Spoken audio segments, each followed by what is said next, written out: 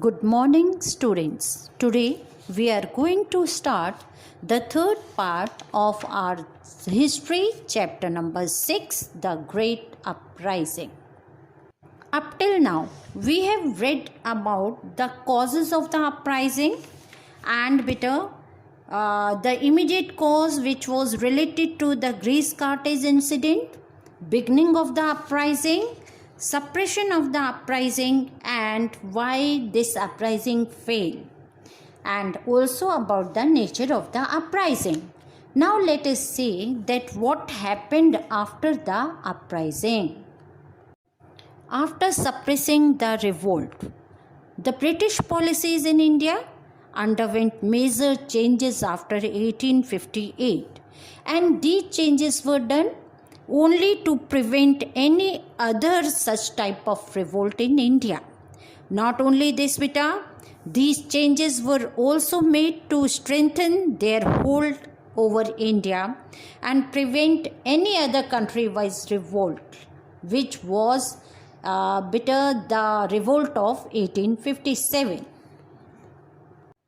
In August 1858, the British Parliament passed an act according to which the rule of English East India Company came to an end and all administrative power transferred under the Crown or to the Crown, and all the policies concerning India were to be framed by the government in Britain, and the British government accepted direct responsibility for ruling in India.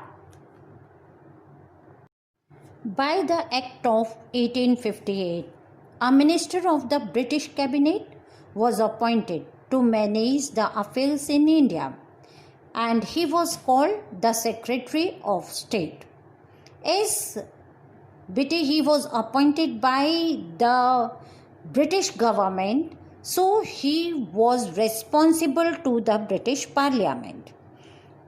He was to be assisted by an advisory body in India, and that body was called Indian Council. By the Act of 1858, some changes were done in the functioning of the Government of India also. The Government of India would be headed by the Governor General, and because this Governor General was appointed by the Crown, that is why he was given the title of Viceroy. He was to be held by an Executive Council and Legislative Council, and he would report to the Secretary of State in England. बेटा यहाँ ये समझने की ज़रूरत है, जो secretary of state था वो इंडिया में नहीं था, वो इंग्लैंड में ही रहता था, और ये जो वाइसराय था इसको अपने हर काम की रिपोर्ट इस सेक्रेटरी को देनी पड़ती थी. क्वीन विक्टोरिया ये अश्योर करना चाहती थी रूलर्स को, जो प्रिंसिली स्टेट्स थे उनके रूलर्स को, कि गवर्नमेंट अब कोई भी टेरिटरी एनेक्स नहीं करेगी और ना ही बेटे उनके इंटरनल मैटर्स में इंटरफेयर करेगी. कई बार ब्रिटिश गवर्नमेंट ने इन रूलर्स को बेटा अपने इंटरनल रिवोल्ट को सप्रेस करने में भी हेल्प की, ताकि ये रूलर्स अपने पावर पर बने रहें. और इसके अलावा बेटा इन्होंने डॉक्ट्राइन ऑफ लेप्स को भी विड्रॉ किया, साथ ही टाइटल्स रिवॉर्ड करने स्टार्ट कर दिए, लोगों को टाइटल्स और ऑनर्स देने शुरू कर दिए रूलर्स को. और इस तरह से ब्रिटिश सरकार चाहती थी कि जो हमारे प्रिंसिली स्टेट्स हैं उनको अपना अलाइज बना ले. The queen promised not to interfere in the social and religious matters and beliefs, customs of the people. But इन्होंने इसके साथ बेटा नॉन इंटरफेरेंस का नाम देने के साथ ही सरकार ने कोई भी सोशल रिफॉर्म्स वगैरह करने से भी अपना मुंह मोड़ लिया था. अब वो किसी भी तरह के सोशल रिफॉर्म्स वगैरह करने के मूड में नहीं थे. Now the British begin to follow the policy of divide and rule. बेटा during uprising both Hindu and Muslim had fought together, and this was disliked by the Britishers. They know that to strengthen their rule in India, they need to divide the Hindu and Muslim communities.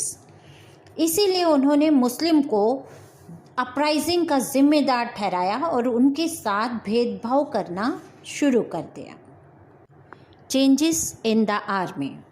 बेटे, to stop और prevent another such revolt, there were so many changes done in army also.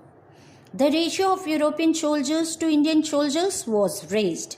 और उन जगहों पे जहाँ पे uprising बहुत ज़्यादा स्ट्रॉन्ग थी, वहाँ पे ये रेशियो बहुत इन यूरोपियन और इंडियन सोल्जर्स के बीच में बहुत कम कर दिया गया.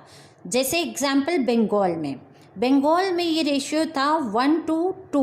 दैट मीन्स 1 यूरोपियन के अंडर 2 इंडियन सोल्जर्स हुआ करते थे. और जब हम बॉम्बे और मद्रास की बात करें तो वहाँ पर 2:5 थे. दैट मीन्स 2 यूरोपियंस के साथ 5 इंडियंस थे. इसके अलावा बेटे जो चेंजेस हुए उसमें सारी स्ट्रेटेजिक पोजीशंस जो बहुत इम्पॉर्टेंट होती हैं आर्मी के लिए, वो सारी पोजीशंस यूरोपियन ट्रूप्स के अंडर ही थी. और जितने इम्पॉर्टेंट डिवीजन्स से जैसे आर्टिलरी वगैरह, वो भी टोटली यूरोपियंस के ही अंडर थे. कोई इंडियन आर्मी में ऑफिसर पोस्ट तक नहीं जा सकता था. इसके अलावा ये एक और कॉन्सेप्ट लेके आए और वो कॉन्सेप्ट था martial and non martial races का. और ये कॉन्सेप्ट बेटा इन्होंने इसलिए किया क्योंकि ये जिन लोगों ने इनका साथ दिया था रिवोल्ट को सप्रेस करने में, उनको इन्होंने मार्शल स्टेटस दिया, और जिन्होंने इनका विरोध किया था उन लोगों को इन्होंने नॉन मार्शल स्टेटस दिया. अब हम मार्शल स्टेटस की बात करें तो इसमें सिख आते हैं, पठान आते हैं, गुरखाज आते हैं. ये वो लोग थे जिन्होंने ब्रिटिशर्स को अपराइजिंग सप्रेस करने में हेल्प की थी. इसी जगह जब हम दूसरे लोगों की बात करते हैं बेटा, जिन्होंने इनको अपराइजिंग में बिल्कुल हेल्प नहीं की, वो लोग थे अवध, बिहार और सेंट्रल इंडिया के. उन लोगों को इन्होंने नॉन मार्शल स्टेटस में रखा और इनको आर्मी में नहीं रखा जाने लगा. That's all in the chapter. Thank you. Have a nice day.